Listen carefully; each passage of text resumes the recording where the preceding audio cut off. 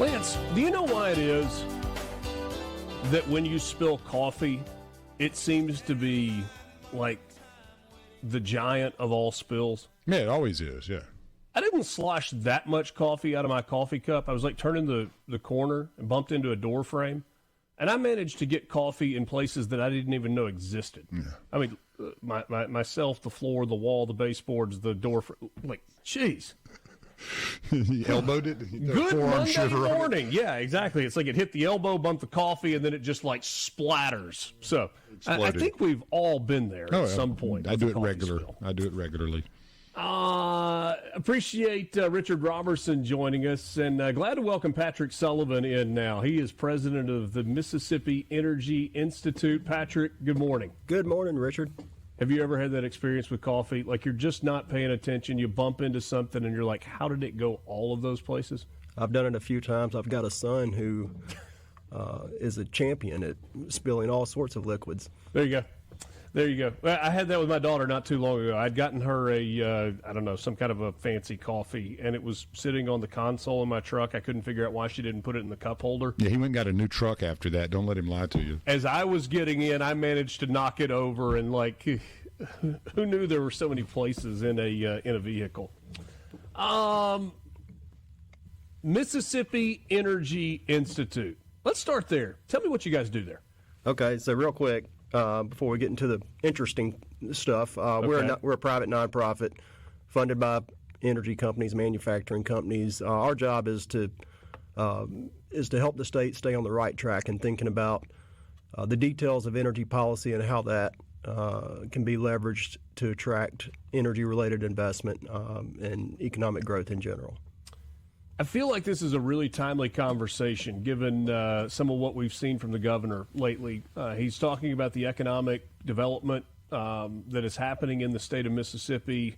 As we've talked with different people involved with those projects, it always comes back to energy. And the governor kind of doubled down on that over the weekend. I guess it was Friday when he put something out where he said, not only are we going to be one of the best places for economic development, but we're going to lead the way in energy also, and diversification within their energy sector as well. What does he mean by that? Well, so there was a meeting Thursday, and so the governor's branded an effort that he's calling Mississippi's Power Play. And he's right to be doing this, because what's happening is globally, and especially in the U.S., electricity demand is growing at a faster rate than we've ever seen it. It's growing at a faster rate than historically we've been able to supply it.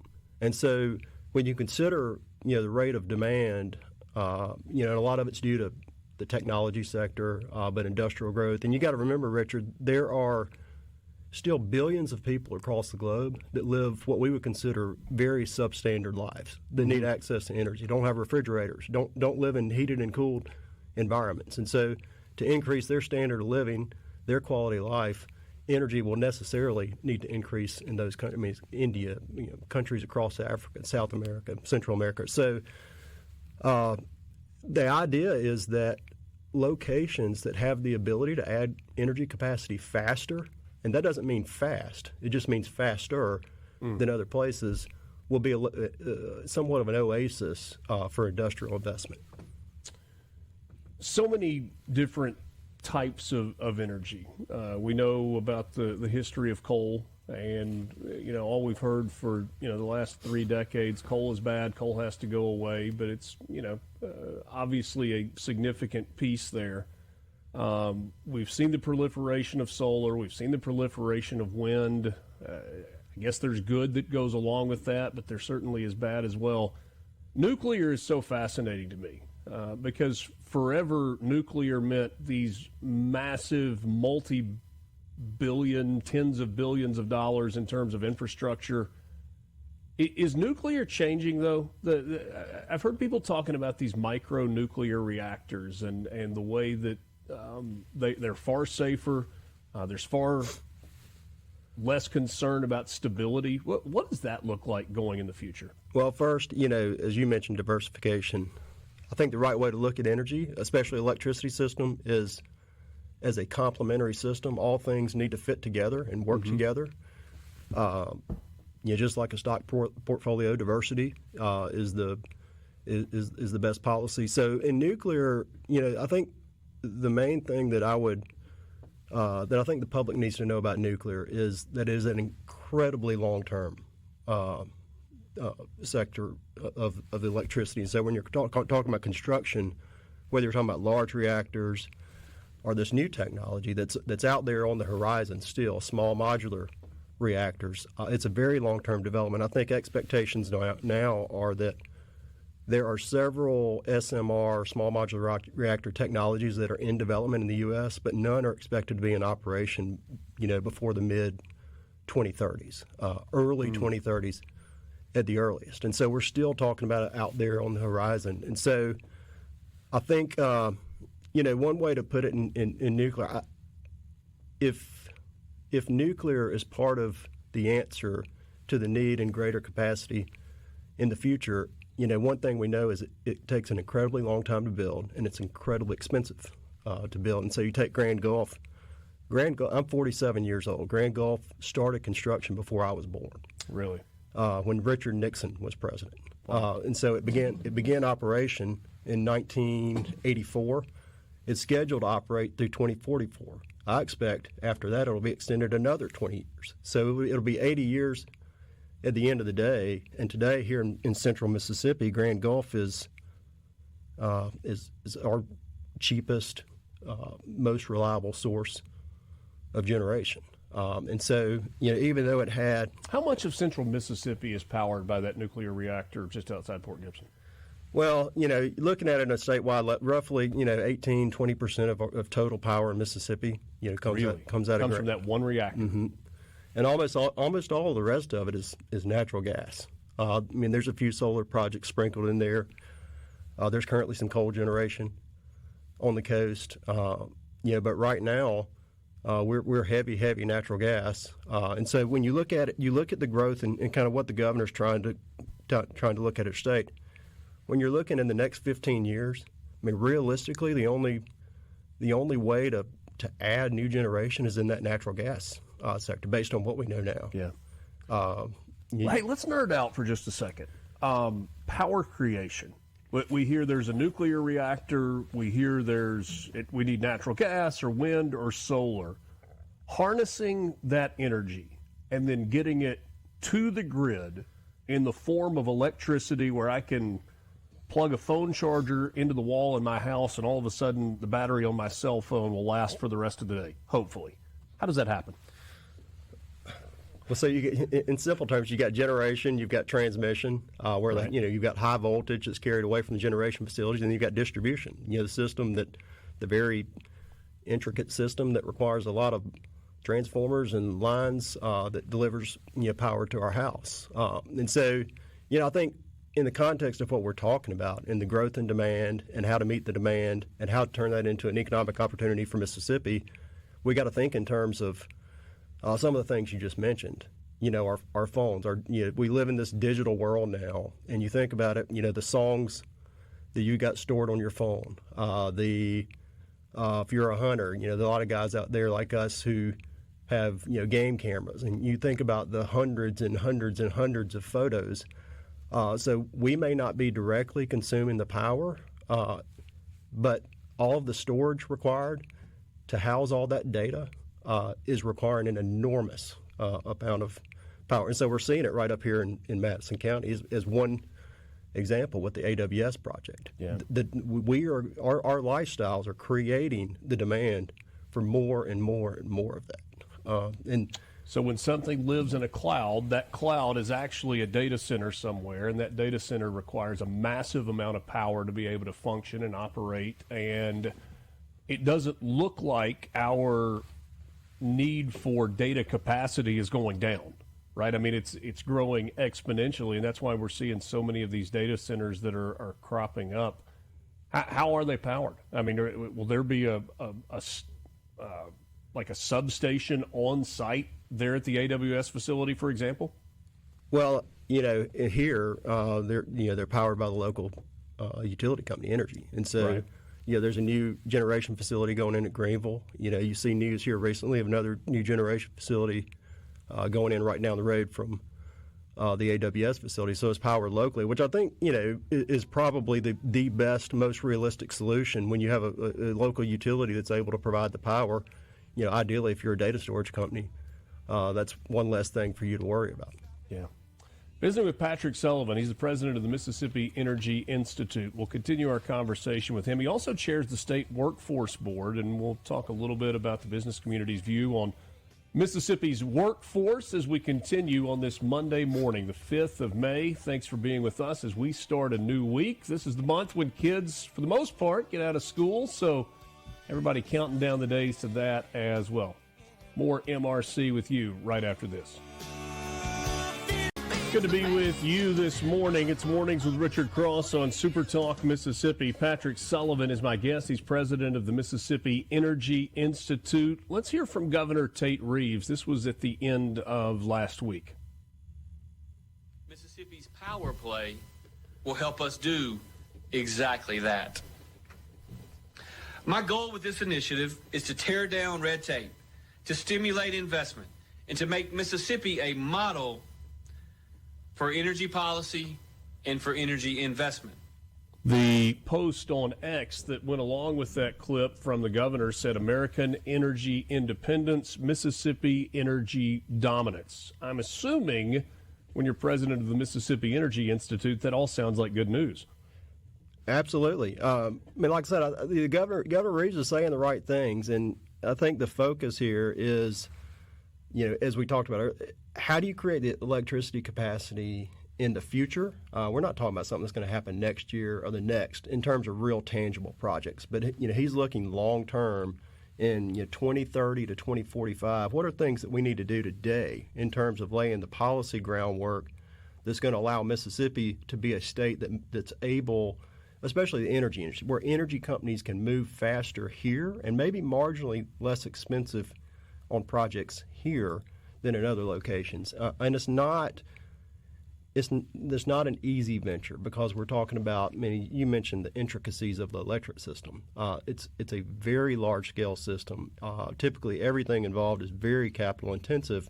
And so, the work that's taking place now is thinking through how can we take reasonable steps as a state to make it easier and maybe slightly less risky for energy companies to invest here than other locations. Some parts of this, there are parts of the U.S. and other parts of the world where some future industrial activity absolutely will not occur. West Coast, New England, Europe, because of bad decisions they've made that restrict energy development, those locations will not see industrial But Patrick, those people, the people that live in those places, they still expect to receive electricity, the energy that they need to go through their daily lives. Well, they do, but they're paying for it too. In some of these places, they're paying 2 or 3 times what we pay in Mississippi. And so, you look at the AWS project right down the road. I live in Madison County, and so I was talking to somebody recently about tax revenues associated with that facility. It's just massive. And so I look at it and like, well, thanks. I'm a resident of Madison County. I don't expect my property taxes to be going up anytime soon. And so the more these industrial developments happen near us, the less pressure it takes off of all the rest of us to pay the bills. When you hear during campaign season, drill, baby, drill, obviously the oil piece or the natural gas piece is just one component of this kind of entire energy portfolio. But is that more like code talk for energy independence and kind of what Tate Reeves was talking about in terms of removing red tape? I think it's it's turned into a mantra of just a simple statement that says we support the oil and gas business, the U.S. oil and gas business, which I think most Americans would agree with. Why wouldn't we want to produce more energy here as opposed to buying it from some other part of the world? Even going further than that, why wouldn't we want to produce so much energy here that we could export it to the rest of the world that needs it? Because as we just mentioned, there's places like Europe who need it, but they refuse to produce it.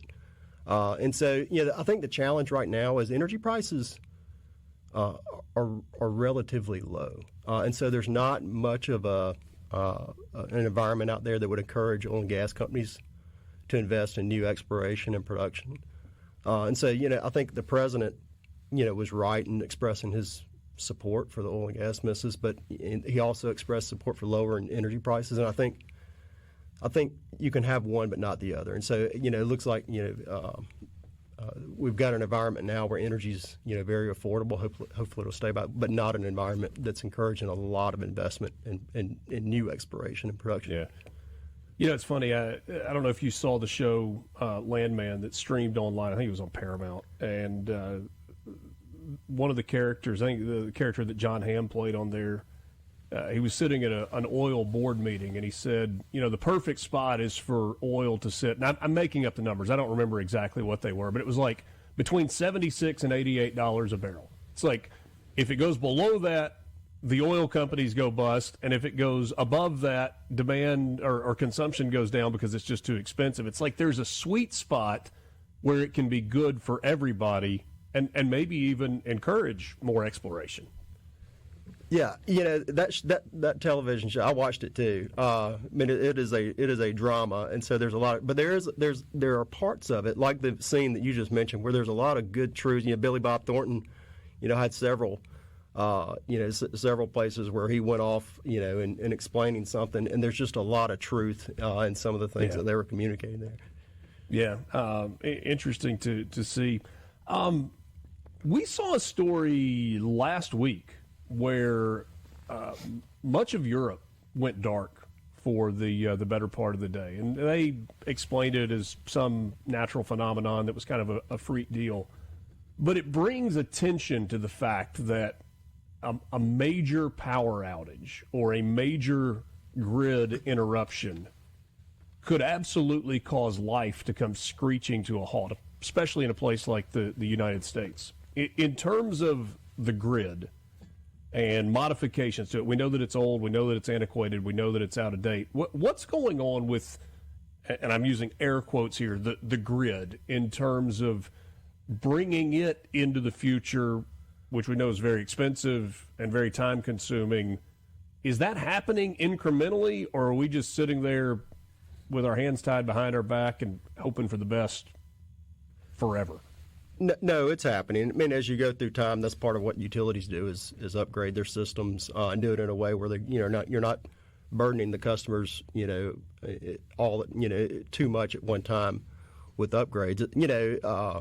A couple of things in Europe, in Portugal, one thing that happened right before they had their outage was they peaked at their highest that they have ever produced from renewable sources. I think they were 100% renewable powered just before. And so, there are lessons learned. You take Texas. You remember Texas a few years ago when they had a bad outage when it got really cold for several weeks. There were the number of people who died as a result. And if you study what happened in Texas, they added a lot of generation. A lot of it was due to federal policy. But the other part was due to decisions Texas had made decades ago on how they wanted to be disconnected from the rest of the grid and deregulated, which sounds like a good thing, but it's not. And so what happened is Texas' economy grew faster and faster, than any other state. They added a lot of renewable generation, but they failed to add gas generation because they lacked the necessary incentives for investors to invest in gas generation, and they just had a perfect storm. But reliability is reliability and cost. I think people would put a reliability over and above everything else. And kind of going back to where we started this, everything has to complement. What we said about renewables doesn't mean that you don't invest in renewables. It's just you invest in renewables in a way that they complement the other parts of the generation. You use the term renewables. Lots of people refer to that as clean energy or green energy. It's a conversation that goes hand in hand with climate change. And I hope people hear what I say here and don't put me in some kook category. Climate change is real. And we've got thousands and thousands of years worth of history to tell us that the climate changes over the course of time. How does that conversation... By the way, Antarctica just added ice this year for the first time in a long time. So it's like it's constantly changing. How do those conversations go together, though? Renewables, green energy, clean energy, climate change, responsible usage, like all of that rolled into one. Well, I think it's complex. You kind of go back to how much time, certain people in Washington have spent talking about climate change here over the last, 10 or 20 years. But at the same time, they've done, very, very little at encouraging real investment and activity in nuclear power development, which is the single largest source of carbon-free power. And so, to me, what that says is those people, they either don't know what they're talking about or they're not serious. And so, if we were serious about lowering emissions, which I think we could all agree that lower emissions are better than higher emissions. And so if we're serious about, lowering emissions, then we would invest more in things like nuclear power, which we failed to do for a whole generation. And so we'll see what happens. It seems to be speeding up, the conversation in D.C. about how to revitalize that sector. But as we talked about earlier, that's still a very long-term endeavor. Only 30 seconds left. Do you anticipate another major nuclear reactor coming online in Mississippi in the next decade to 15 years? I think it's very, very possible. I hope so. Yeah, especially when, to your point earlier, about 18% of central Mississippi or state of Mississippi is powered by what's going on at Grand Gulf. Patrick, thanks so much for your time. I learned a lot in that conversation. I hope others did as well, and I look forward to visiting with you again soon. Thanks, Richard. Patrick Sullivan, president of the Mississippi Energy Institute. We're back with you right after this. Mornings with Richard Cross on SuperTalk Mississippi.